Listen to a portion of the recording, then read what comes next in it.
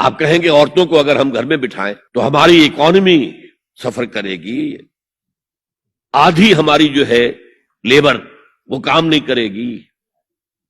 میں نے کہا where there's a will there's a way۔ Cottage industry کا انتظام کرو، نمبر 1، گھروں میں بیٹھ کر کام کریں۔ دوسری جنگ عظیم کے دوران ایک بڑا علاقہ تھا دلی میں جس کا ہر گھر کارخانہ بنا ہوا تھا، کرخندار، یہ ایک قوم کا نام پڑ گیا، کرخندار۔ چھوٹی چھوٹی مشینیں لگی، کہیں بٹن بن رہے ہیں، کہیں بکسوئے بن رہے ہیں، کہیں نکریں سل رہی ہیں، کہیں پینٹیں سل رہی ہیں، کہیں جو ہے کرتے سل رہے ہیں، قمیضیں۔ صبح کے وقت ٹرک آیا، خام مال دے گیا، شام کو آیا، تیار مال لے گیا۔ عورت نہ گھر سے نکلی نہ باہر گئی، کچھ نہیں، اور کام کیا، کما لیا۔ کاٹیج انڈسٹری کا انتظام کرو۔ اسی طریقے سے ایسے یونٹ بناؤ انڈسٹریل جس میں عورتیں کام کریں، عورتیں سپروائز کریں، ورکنگ آورز کم رکھو تاکہ وہ اپنے گھر کا کام بھی کر سکے۔ کرو۔ عورتوں کے ہسپتال میں عورتیں مرد، عورتیں مریض، عورتیں ڈاکٹر، عورتیں مریض، عورتیں نرسز۔ مردوں کے ہسپتال میں فیمیل نرسز کا کیا کام ہے؟ کیا میل نرسز نہیں ہوتے؟ اور کیا آرمی کے اندر جو فارورڈ یونٹس ہوتے ہیں کہ جو جاتے ہیں محاذ کے اوپر، ان میں کوئی عورت نرس جاتی ہے؟ میل نرسز جاتے ہیں، حالانکہ سب سے زیادہ نرسنگ کی ضرورت وہاں ہوتی ہے۔ کسی کا بازو اڑ گیا ہے، کسی کی ٹانگ اڑ گئی ہے، کسی کے پیٹ میں آ کر کسی بم کا ٹکڑا جو ہے لگایا، تڑیاں باہر نکلی ہوئی ہیں، تو نرسنگ سب سے زیادہ وہاں ضروری ہے۔ وہاں تو فیمیل نرسز نہیں ہوتی، میل ہوتے۔ سیگریگیشن، سیگریگیشن، سیگریگیشن، یہ آگ اور پانی کا ملاپ درست نہیں ہے۔ تو سب سے بڑا پردہ تو یہ ہے۔ دوسرا پردہ، دوسرا قلعہ، گھر کی چار دیواری۔ وَقَرْنَ فِي بُيُوتِكُنَّ وَلَا تَبَرَّجْنَ تَبَرُّجَ الْجَاهِلِيَّةِ الْأُولَىٰ۔ قرار پکڑو اپنے گھروں میں، وقار کے ساتھ رہو، ٹھہری رہو اپنے گھروں میں، اور بند سمر کر باہر نہ نکلو جیسے کہ تم جاہلیت کے دور میں نکلتی تھی۔ اس کو ہمارے ماڈرن لوگ کہہ دیتے ہیں یہ تو صرف ازواج مطہرات کے لیے تھا، اس سے بڑی جہالت کوئی نہیں ہو سکتی۔ دیکھیے ایک نقطہ، یہ شاید پہلے کبھی آپ کے ذہن میں نہ آیا ہو، ازواج مطہرات سے خاص کیوں خطاب کیا گیا؟ اس کی وجہ ہے اسی سورہ احزاب میں جس میں یہ مضمون آیا ہے وَقَرْنَ فِي بُيُوتِكُنَّ وَلَا تَبَرَّجْنَ تَبَرُّجَ الْجَاهِلِيَّةِ الْأُولَىٰ۔ اسی میں آیت آئی ہے لَقَدْ كَانَ لَكُمْ فِي رَسُولِ اللَّهِ أُسْوَةٌ حَسَنَةٌ۔ مسلمانوں تمہارے لیے اللہ کے رسول کی شخصیت کے اندر ایک نہایت عمدہ نمونہ ہے، اور یہ معجزہ ہے۔ مردوں کی ہر حیثیت کے لیے اسوہ ہے محمد صلی اللہ علیہ وسلم۔ امام کے لیے آپ کا اسوہ ہے کہ نہیں؟ مسجد نبوی کے امام تھے کہ نہیں؟ مبلغ کے لیے ہے کہ نہیں؟ سب سے بڑا کام تو آپ کا تبلیغی تھا۔ مزکی اور مربی کے لیے ہے کہ نہیں؟ باپ کے لیے ہے یا نہیں؟ شوہر کے لیے ہے یا نہیں؟ سپہ سالار کے لیے ہے یا نہیں؟ قاضی القضات کے لیے ہے یا نہیں؟ مرد کی ہر حیثیت کے لیے اسوہ ہے۔ آخر عورت کی نسوانی زندگی کے لیے تو حضور رسوا نہیں بن سکتے، یہ خلا ہے۔ مرد کے لیے کامل اسوہ، عورت کے لیے بھی اسوہ، لیکن اس کی خاص نسوانی زندگی کے لیے اسوہ نہیں۔ اس خلا کو پر کیا ازواج مطہرات سے۔ لستن کاحد من النساء، اے محمد کی بیوی تم عام عورتوں کے مانند نہیں ہو۔ پھر جو احکام دیے گئے ہیں وہ سب کے لیے ہیں، لیکن اس میں چیریٹی بگنز ایٹ ہوم، گھر سے شروع کرو۔ سب سے پہلے خواتین، حضور کی بیویاں جو ہے وہ مخاطب ہوئی۔ اور اے مسلمانوں، اگر حضور کی بیویوں سے کوئی چیز مانگنی ہو تو حجاب کے پیچھے سے مانگو، رو در رو مت ہو۔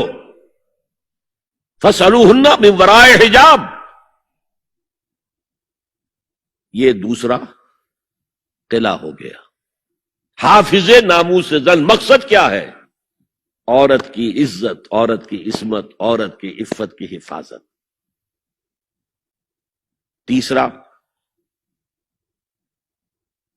جسے ہم ستر کہتے ہیں،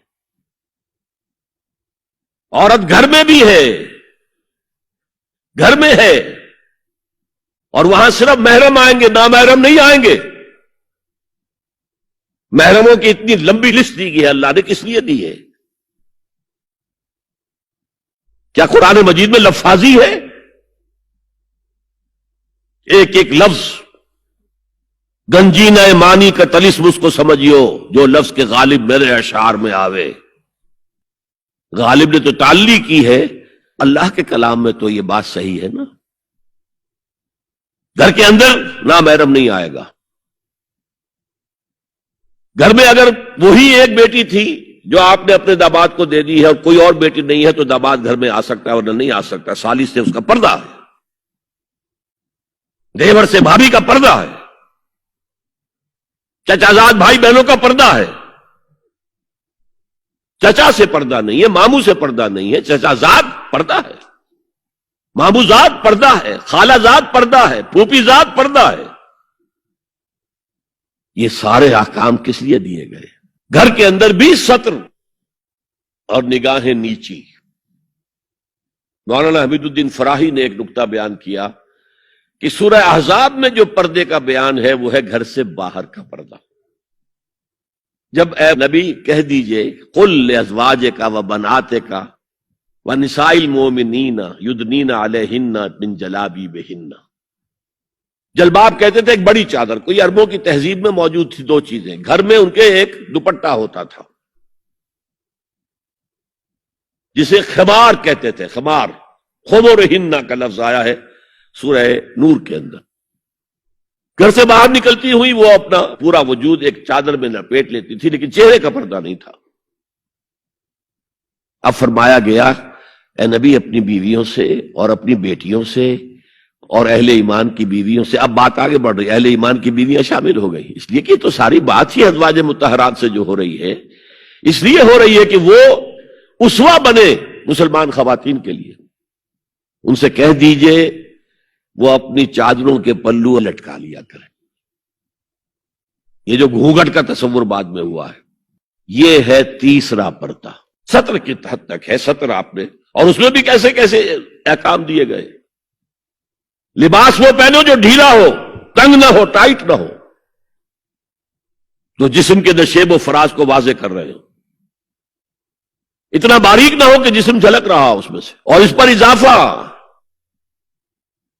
وَضْرِبْنَا بِخُمُرِهِنَّ عَلَى جُيُوبِهِنَّ.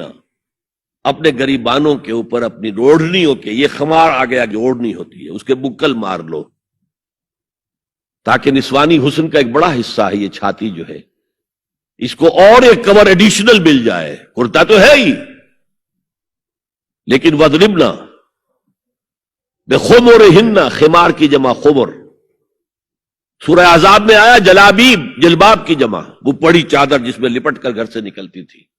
لیکن یہ کہ یہاں پر خمرہن، خمار کہتے ہیں اوڑھنی کو جو گھر میں بھی استعمال ہوتی ہے، تو وہ سر پر بھی ہو اور اس کا ایک بکل جو ہے تمہاری سینے پر بھی آ جائے، ایڈیشنل کورنگ. اس کے باوجود بھی نگاہیں نیچی رکھو. باپ کی نگاہ بھی نہ پڑے تمہارے نسوانی حسن پر، وہ بھی مرد ہے. بھائی کی نگاہ نہ پڑے. اہل ایمان تم بھی اپنی نگاہیں نیچی رکھو اور اہل ایمان عورتوں تم بھی اپنی نگاہیں نیچی رکھو.